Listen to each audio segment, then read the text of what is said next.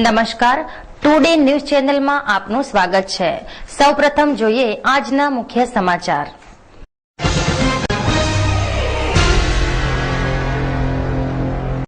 બનાસકાંઠામાં ચિંતાજનક નકલી નોટોનું નેટવર્ક, અર્થતંત્ર પર માઠી અસરના એંધાણ।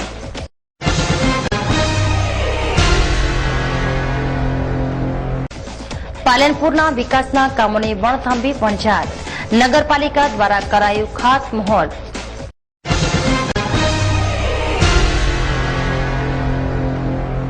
રન ફોર યુનિટી અંતર્ગત કલેક્ટર કચેરીએ પ્રેસ કોન્ફરન્સ યોજાઈ।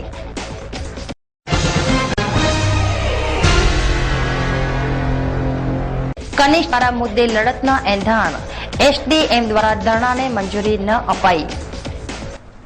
હવે જોઈએ સમાચાર વિસ્તારથી। વર્તમાન કેન્દ્ર સરકારના વડાપ્રધાનથી માંડી શીર્ષ હોદ્દાઓ ઉપર બેઠેલા પ્રધાનો કહેવાતા બૌદ્ધિકો કેટલાક કટ્ટરવાદી માધ્યમો ભલે પાકિસ્તાન સાથે સુમેળભર્યા સંબંધો સ્થાપવાનું સમર્થન કરી રહ્યા હોય, પરંતુ હકીકત એ છે કે પાકિસ્તાન એવો એક ધૂર્ત પડોશી દેશ છે જે આપણા દેશને નુકસાન પહોંચાડવાનો એક પણ મોકો છોડતો નથી। નેશનલ ઇન્વેસ્ટિગેશન એજન્સીના એક અહેવાલ અનુસાર ભારતમાં નકલી નોટો ઘુસાડવાનો કાળો કારોબાર રૂપિયા 16,000 કરોડોને આંબી ગયો છે, ત્યારે સરહદી બનાસકાંઠા જિલ્લામાં પણ મુખ્ય વેપારી મથકોમાં આવી નકલી નોટો ઘુસાડવાનું નેટવર્ક ચાલી રહ્યું છે। આ ચલણી નોટોની કઈ સિરીઝ જોખમી બની શકે છે તેના વિશે અર્થશાસ્ત્રીઓએ ચિંતા અને ચિંતન કરેલ છે। ભારતીય અર્થતંત્રને ખોરવી નાખવા રૂપિયા 500 અને રૂપિયા 1,000ની નકલી ચલણી નોટો ઘુસાડવાનું નેટવર્ક ચાલી રહ્યું છે। અત્રે પ્રસ્તુત 500 અને 1,000ની ચલણી નોટોના સિરિયલ નંબર નિષ્ણાતો અને બેંક કર્મચારીઓ પાસેથી મળ્યા છે। આ સિરિયલ નંબર વાળી કેટલીક નોટો પાકિસ્તાનથી ભારતમાં ઘુસાડવામાં આવી હોવાનું મનાઈ રહ્યું છે। ડીસા આર્થિક પાટનગરી છે, અહીંયા તમામ વેપારો ખૂબ બહોળા પ્રમાણમાં થાય છે અને બનાસકાંઠા જિલ્લાનું મેઇન ખરીદીનું મુખ્ય મથક છે। બનાસકાંઠાના જેટલા બી ગામડાઓ લાગે છે, પાલનપુર તાલુકો, ડીસા તાલુકો, થરાદ તાલુકો, ટોટલ આજુબાજુના જેટલા તાલુકાના પ્લેસ છે અને ટોટલ ગામડાની પ્રજા છે એ ખરીદીનું મેઇન સેન્ટર ડીસા ગણે છે અને ખૂબ બહોળા પ્રમાણમાં રોજ હજારો માણસો અહીંયા ખરીદી કરવા માટે ઉમટે છે। હવે રિટેલ કાઉન્ટર ઉપર અમે લોકો રિટેલ કાઉન્ટર લઈને બેઠા છીએ સાડીનું, તો રિટેલ કાઉન્ટર ઉપર ડેલી અમારી પાસે એવા 3 થી 4 કસ્ટમર ગામડાના આવે છે જે લોકોને અમારે ડુપ્લિકેટ નોટ પાછી આપવી પડે। હવે ગામડાના કસ્ટમરને અમે જયારે એમ કહીએ છીએ કે આ નોટ ડુપ્લિકેટ છે તો એ એકદમ ચમકી જાય છે કે હે ડુપ્લિકેટ છે, પછી અમારે એમને કહેવું પડે છે કે આ ડુપ્લિકેટ છે।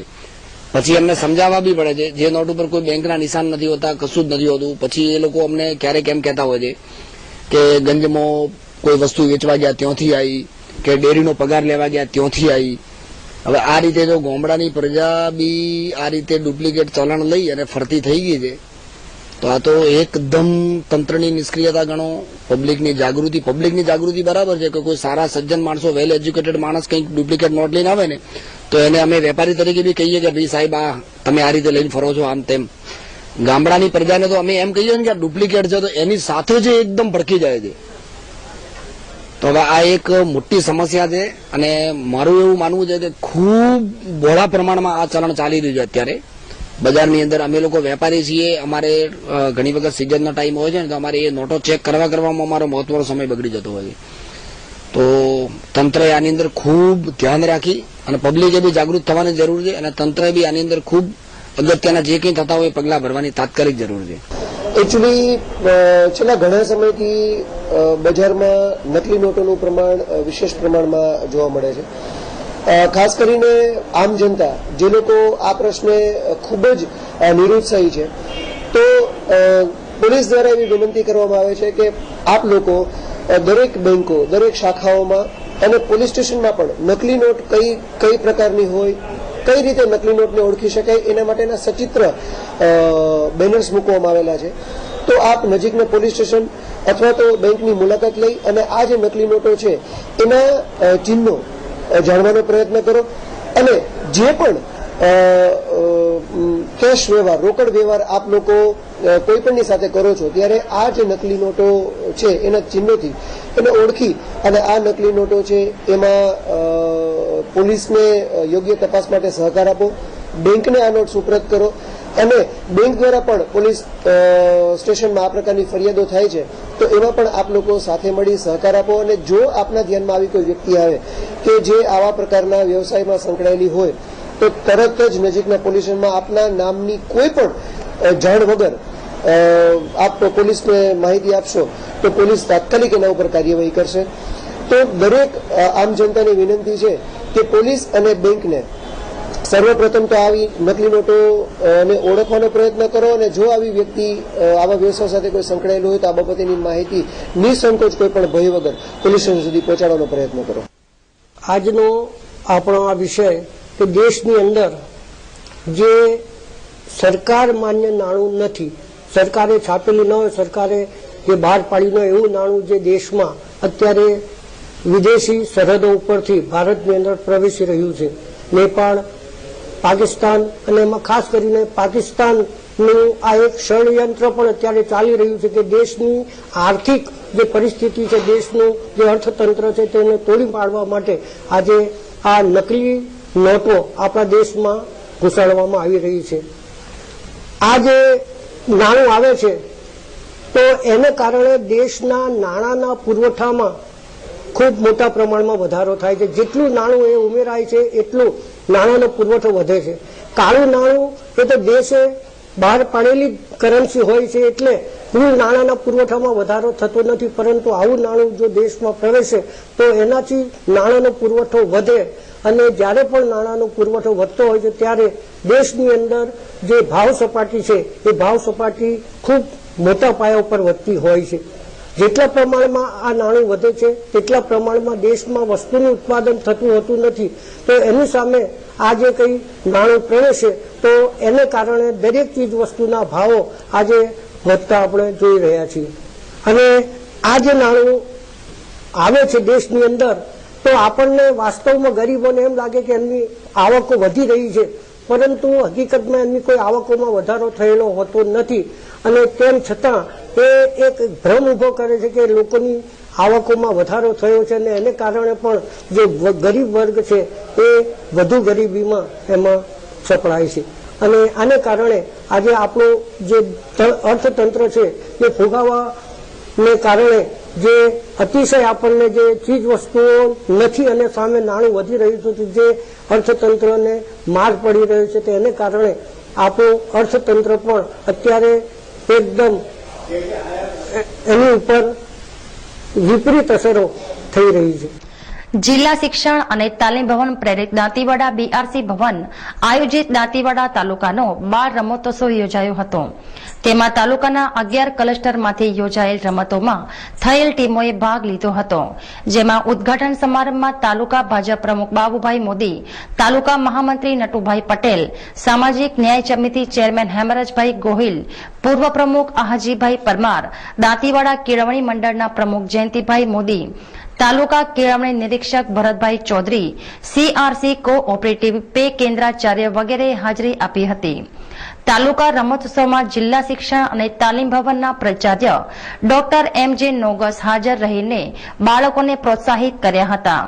કાર્યક્રમનું સફળ અને આયોજન બીઆરસી કોઓર્ડિનેટર અશોકભાઈ પ્રજાપતિ, તાલુકા રમતગમત કન્વીનર મનોજભાઈ પટેલ, સહ કન્વીનર નટુભાઈ પ્રજાપતિ વગેરેએ કર્યું હતું.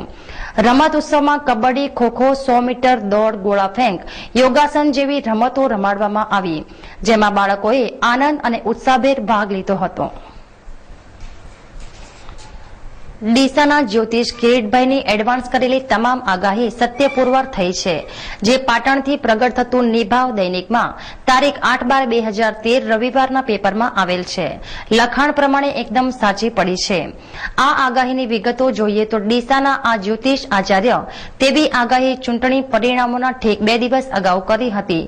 આ કુંડળી જ્ઞાનની વિગતો જોઈએ તો નરેન્દ્રભાઈ મોદીની જન્મ કુંડળી પ્રમાણે ભારતીય જનતા પાર્ટીને અટલ બિહારી વાજપેયી પછી બહુ જ સારા નેતા મળ્યા છે. તેમનામાં આપણા ભારતના ભાવિ વડાપ્રધાન થવા માટેના ગુણધર્મ ભરેલા છે. તે પ્રશ્નના નાનામાં નાના કાર્યકરોમાં જોશ પેદા કરે છે, જેથી પાયાના કામકાજે કાર્યકરો પણ તાકાત સાથે કામ કરે છે. તેની કુંડળી ચંદ્ર, મંગળ, લક્ષ્મી યોગ તેમજ ઉચ્ચનો મંગળ છે. જે એક પક્ષ સેનાપતિ તરીકે તેઓ ઉપસી આવ્યા છે. સ્વગ્રહી બુધ સૂર્યની યુતિ હોવાથી વાણીમાં દમદાર પ્રવચનો સામે પ્રશ્નની દરેક ખામીઓને ખુલ્લી કરી નાખે છે. મારું નામ કિરીટભાઈ છે. હું જ્યોતિષ શાસ્ત્રની અંદર પૂરું જ્ઞાન ધરાવું છું. વર્ષોથી મેં આનું અધ્યયન કર્યું છે. છેલ્લા 20 વર્ષથી આના અંદર હું બહુ રસપૂર્વક ધ્યાન કરું છું. મારો વ્યવસાય તરીકે હું આનો અપનાવતો નથી, પણ મારે આમાં બહુ રસ હોવાથી આજ દિન સુધીમાં મેં અનેક વખત આગાહીઓ કરી તે મારી સત્ય નીકળી છે.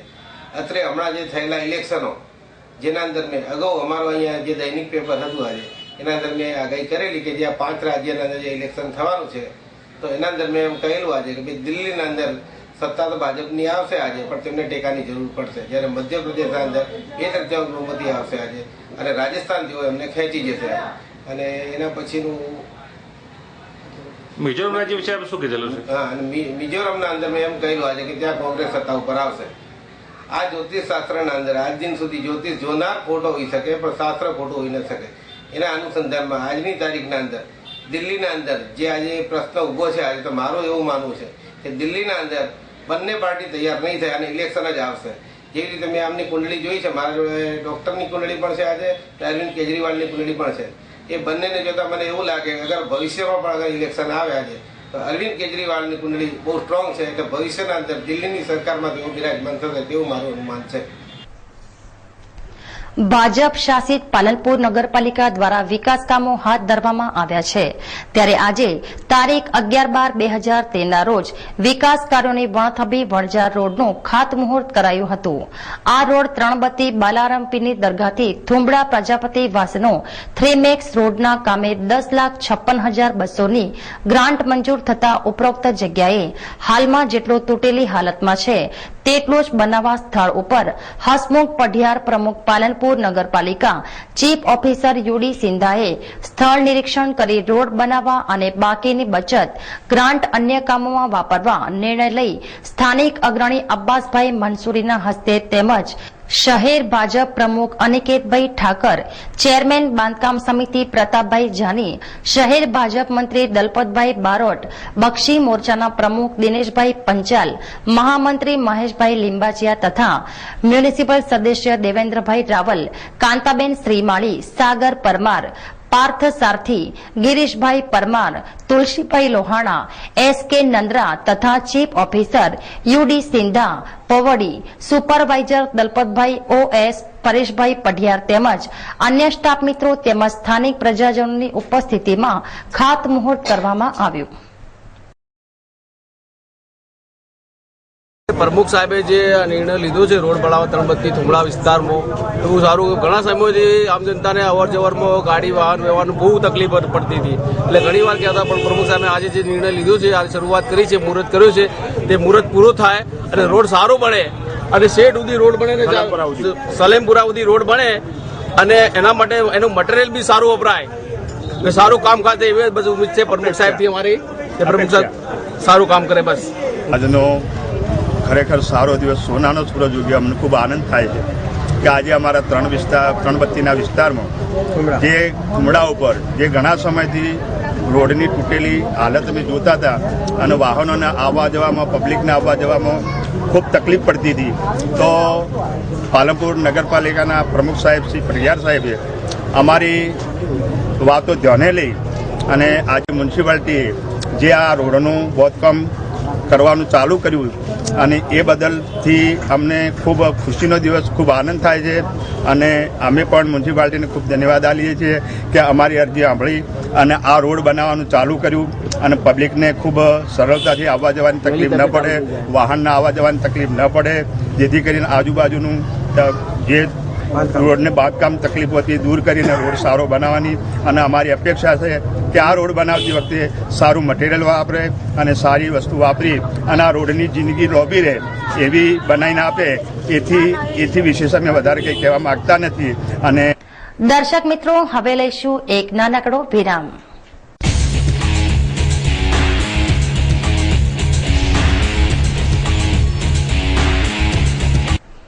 વિરામ બાદ પુનઃ આપનું સ્વાગત છે. પાલનપુર હાઈવે પર અમદાવાદ ફાટક નજીક આજે એક બાઇક અને ટ્રક વચ્ચે અકસ્માત સર્જાતા બાઇક પર સવાર 2 જણ ઘાયલ થવા પામ્યા હતા. પાલનપુર હાઈવે પર અકસ્માતના ચિંતાજનક બનાવોમાં આજે પાલનપુર હાઈવે અમદાવાદ ફાટક પાસે ગઠામણ પાટિયા તરફથી આવી રહેલ 2 બાઇક સવારને હાઈવે ફાટક પાસે એક ટ્રકે અડફેટે લેતા આ બાઇક ચાલક સવાર નીચે ફસડાઈ જવા પામ્યા હતા અને આ બંને બાઇક સવારો માથાના તથા શરીરના ભાગે ગંભીર ઇજાઓ થવા પામી હતી, જેમાંથી એકને તાત્કાલિક સારવાર અર્થે પાલનપુર સિવિલમાં લવાયો હતો, જ્યારે અન્ય એકને પાલનપુરની ખાનગી હોસ્પિટલમાં સારવાર અર્થે ખસેડાયો હોવાનું જાણવા મળ્યું છે. પ્રજાપતિ સમાજ દ્વારા બ્રહ્માણી માતાજીના પાટોત્સવ યોજાયો.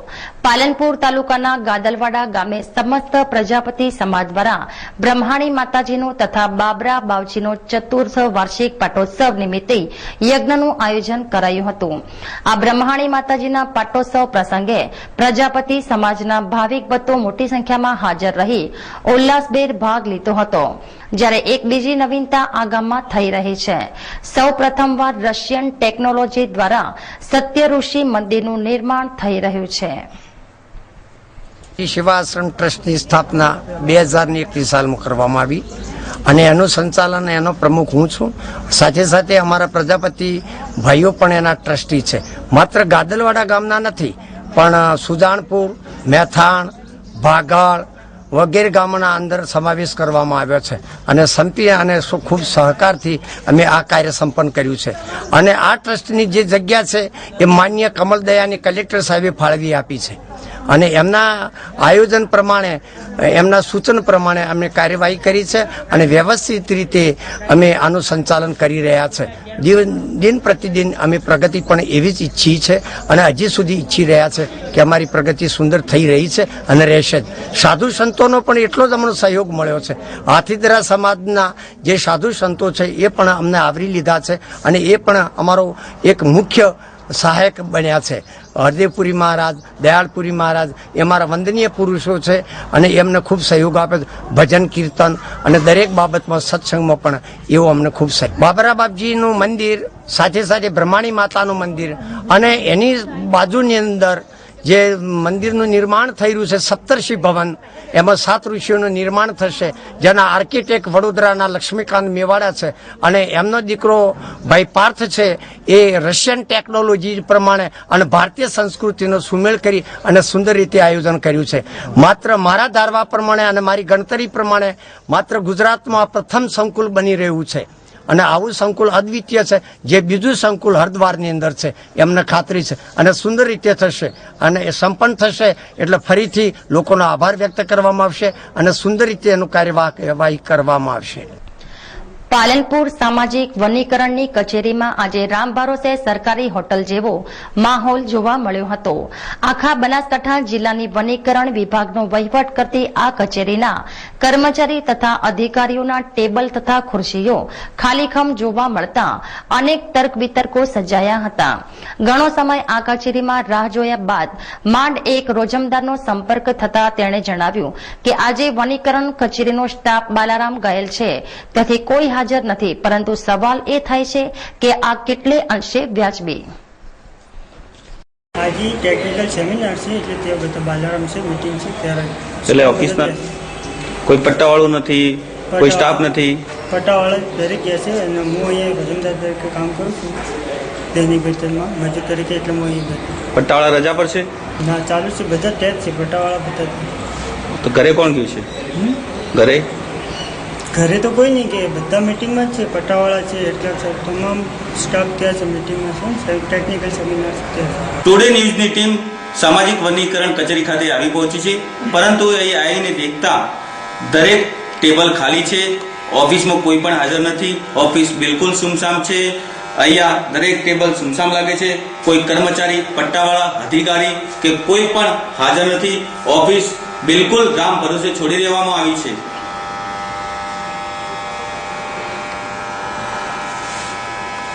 સરદાર વલ્લભભાઈ પટેલ દ્વારા દેશની એકતા અને અખંડિતતા માટે 562 રજવાડાઓનું એકીકરણ કરવાનું ભગીરથ કાર્ય સફળતાપૂર્વક પાર પાડવામાં આવ્યું હતું. આ મહાન કાર્યના સંદર્ભમાં રાજ્ય સરકાર દ્વારા કેવડિયા કોલોની ખાતે સરદાર પટેલના 182 મીટર ઊંચા સ્ટેચ્યુ ઓફ યુનિટનું ભવ્ય નિર્માણ કરવામાં નક્કી કરવામાં આવ્યું હતું.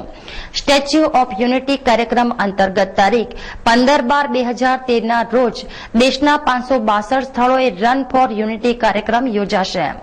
ગુજરાતના 26 જિલ્લાઓ અને 34 શહેરોમાં આ કાર્યક્રમની ઉત્સાહભેર ઉજવણી કરવામાં આવશે, જેમાં લાખો લોકો સહભાગી બનશે. બનાસકાંઠા જિલ્લામાં રન ફોર યુનિટી કાર્યક્રમમાં વિશાળ સંખ્યામાં લોકો ભાગ લેશે. તેઓની જરૂરી વ્યવસ્થા અને સલામતી જળવાય તથા કાર્યક્રમની હર્ષપૂર્વક ઉજવણી થાય તે માટે જિલ્લા વહીવટી તંત્ર દ્વારા વ્યાપક વ્યવસ્થા કરવામાં આવી છે. રન ફોર યુનિટીનો કાર્યક્રમ આયોજન કરવામાં આવ્યો છે. એના ભાગરૂપે બનાસકાંઠા જિલ્લામાં પણ 14 તાલુકામાં 14 જગ્યાએ વત્તા 2 જગ્યા, એક અંબાજી અને બીજું થારા મુકામે, એમ કુલ 16 જગ્યાએ રન ફોર યુનિટીનો કાર્યક્રમ રાખવામાં આવ્યો છે. 15મી ડિસેમ્બરના રોજ સવારે 8 વાગ્યે આ 16 જગ્યા ઉપરથી આપણા જિલ્લાના લોકો રન ફોર યુનિટીમાં જોડાવાના છે. અત્યાર સુધી અમને જે રજીસ્ટ્રેશનની વિગત મળી એમાં લગભગ 70,000 જેટલા લોકોનું રજીસ્ટ્રેશન થયું છે. એમાં ઓનલાઈન પ્લસ જ્યાં ઓનલાઈન શક્ય નથી ત્યાં ફિઝિકલી એમની સ્લીપ આપીને પણ અમારી પાસે રજીસ્ટ્રેશન કરાયું છે. આ રજીસ્ટ્રેશન હજી પણ આવતા દિવસોમાં વધવાનું છે અને અમારી દ્રષ્ટિએ લગભગ 1,20,000 જેટલા લોકો આ 16 જગ્યા ઉપર રન ફોર યુનિટીમાં ભાગ લેવાના છે અને જોડાવાના છે. એના માટેના 16 રૂટ નક્કી કરવામાં આવ્યા છે. આ રૂટ ઉપર દાતાઓની મદદથી બાળકોને લીંબુ શરબત અને બિસ્કિટ આપવામાં આવશે. કોઈ જગ્યાએ ડેરીની મદદથી દૂધ પણ આપવામાં આવશે અને બાકીની જગ્યાએ શુદ્ધ પીવાનું પાણી અને જે પણ લીંબુ પાણી એની સગવડ દરેક રૂટ ઉપર આપવામાં આવશે. બનાસકાંઠાના ડીસા શહેરમાં બિનખેતીમાં ફેરવાયેલી અથવા બિનખેતી હેતુ માટે વેચાણ પરવાનગી અપાયેલી હોય એવી જમીનને કનિષ્ઠ ધારા હેઠળ લાગુ કરી સરકાર દ્વારા પ્રીમિયમ વસૂલ લેવાની બાબતનો ઉગ્ર વિરોધ થઈ રહ્યો છે. આ અંગે લોકોને કનિષ્ઠ ધારાની સમજ આપવા અને સરકારની નીતિનો વિરોધ કરવા પ્રતિક ધરણા તેમજ પબ્લિક ડિબેટ માટેની મંજૂરી ન આપતા નવો વિવાદ છેડાયો છે અને આ બાબતે હવે આંદોલન તેમજ કોર્ટ મેટરના એંધાણ વર્તાઈ રહ્યા છે.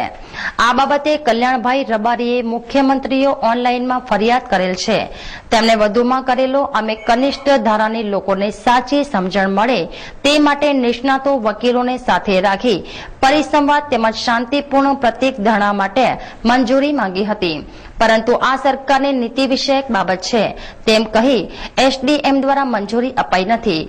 તો અત્યાર સુધીના તમામ આંદોલન સરકારના નીતિ વિષયક બાબત પર થતા આવ્યા છે અને બંધારણ પણ કોઈ પણ નાગરિકને હથિયાર વગર ભેગા થઈ શકવાનો હક આપે છે, જેથી હવે ઉગ્ર આંદોલન ઉપરાંત કોર્ટના પણ દ્વાર ખખડાવશું. ધારા અંગે અને એની નાબૂદી માટે આજ રોજ ડીસાના વેપારી મંડળો અને બિલ્ડરો એસોસિએશનની એક મિટિંગ રેસ્ટ હાઉસમાં મળી. ઘણા સમયથી એક પરિપત્ર સરકારે બહાર પાડ્યો છે કનિષ્ઠ ધારા અંગે. અમારું એક માનવું છે કે કનિષ્ઠ ધારો એટલે સરકારને પ્રીમિયમ ભરવાનો સમય. ખરેખર આ વસ્તુ કેટલા અંશે યોગ્ય છે? જે જૂની શરતની જમીનો જે છે એને સરકારે આદેશ કરીને નવી શરતમાં જો ફેરવી લેવામાં આવે અને જો સરકારને અને વેપારીઓને બિલ્ડરોને ગ્રાહકને જો પૈસા ભરવાના આવે તો ખરેખર યોગ્ય તો નથી જ. આ અગાઉ અમે ઘણી બધી સરકારમાં રજૂઆત પણ કરી છે. કલેક્ટર સાહેબને પણ મળ્યા છીએ, એસડીએમ સાહેબને પણ મળ્યા છીએ અને સરકારમાં લિખિતમાં પણ અને ઓનલાઈન પણ આ અંગે રજૂઆતો કરી છે. આ અંગે અમે સખ્ત વિરોધ નોંધાવીએ છીએ. ખરેખર કનિષ્ઠ ધારો ખરેખર ખોટું છે.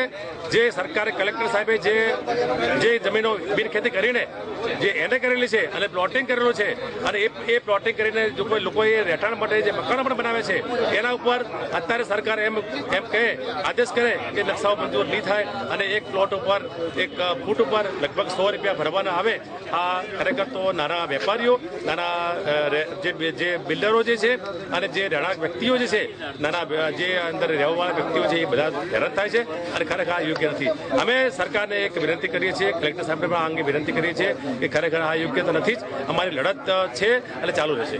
આ પ્રવેશધારો ખરેખર યોગ્ય નથી અને જે દિશામાં જે પરિપત્ર જે પાઠવ્યો છે એનું એ અંગે કઈ સરકારનું કંઈ પણ ફિક્સ પેલું એનું આવેદનપત્ર પણ નથી અને આ અંગે અમે ફરી પાછું સરકાર કોઈ નિર્ણય લે તો આપની શું તૈયારી છે આગળ જવાની? અમે આ અંગે ચોક્કસથી ચોક્કસ લડત આપવાના છીએ.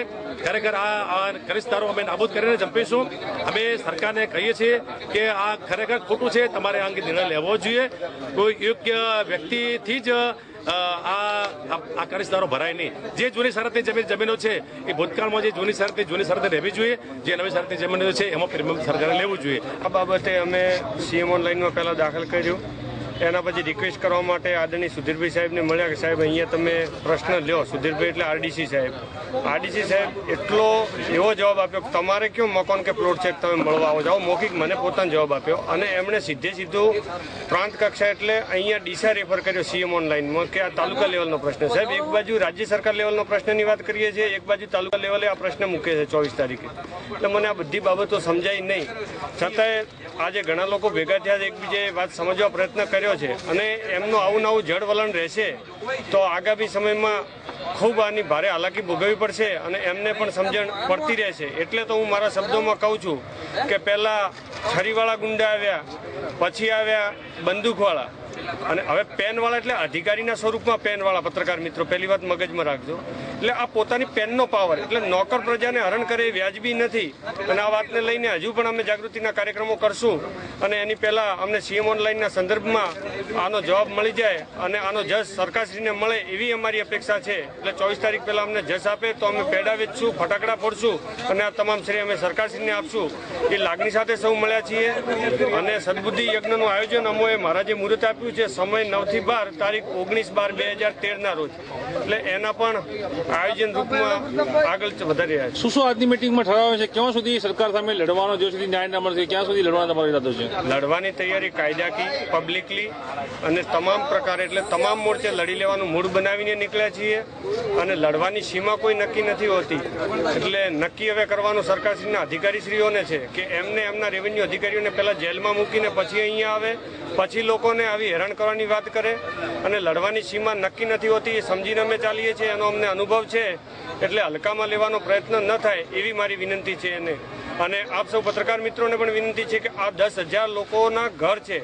આ પર ફ્યુટ 90 રૂપિયા ગણશો તો 2500 કરોડની વાત છે. ₹2 રૂપિયાની વાત નથી. એટલે ખૂબ હલકી વાત નથી, ખૂબ મોટો પ્રશ્ન છે અને આ તમામ પ્રશ્નને આપ લોકો સુધી લઈ જાઓ. આમાં કોઈનો સ્વાર્થ નથી.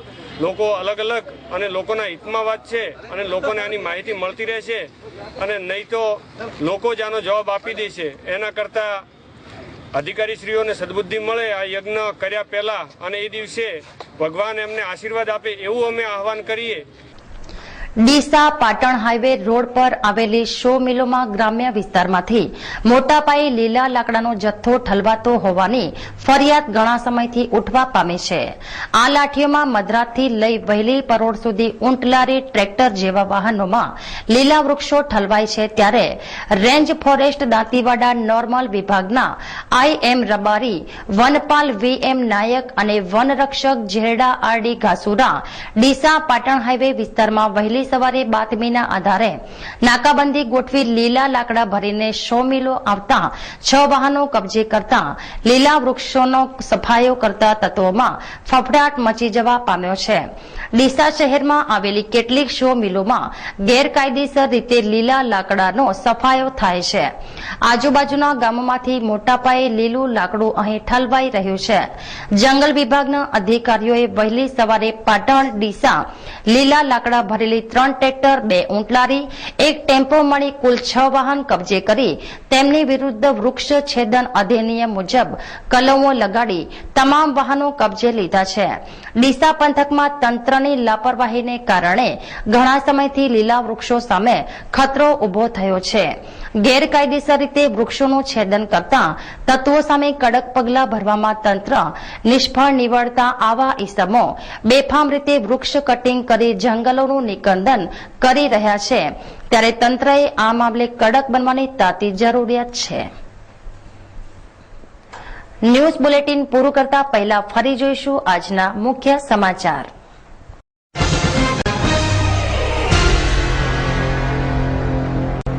બનાસકાંઠામાં ચિંતાજનક નકલી નોટોનું નેટવર્ક, અર્થતંત્ર પર માઠી અસરના એંધાણ.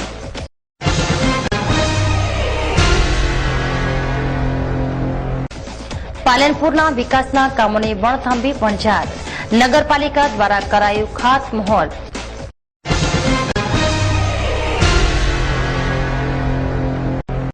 રન ફોર યુનિટી અંતર્ગત કલેક્ટર કચેરીએ પ્રેસ કોન્ફરન્સ યોજાઈ.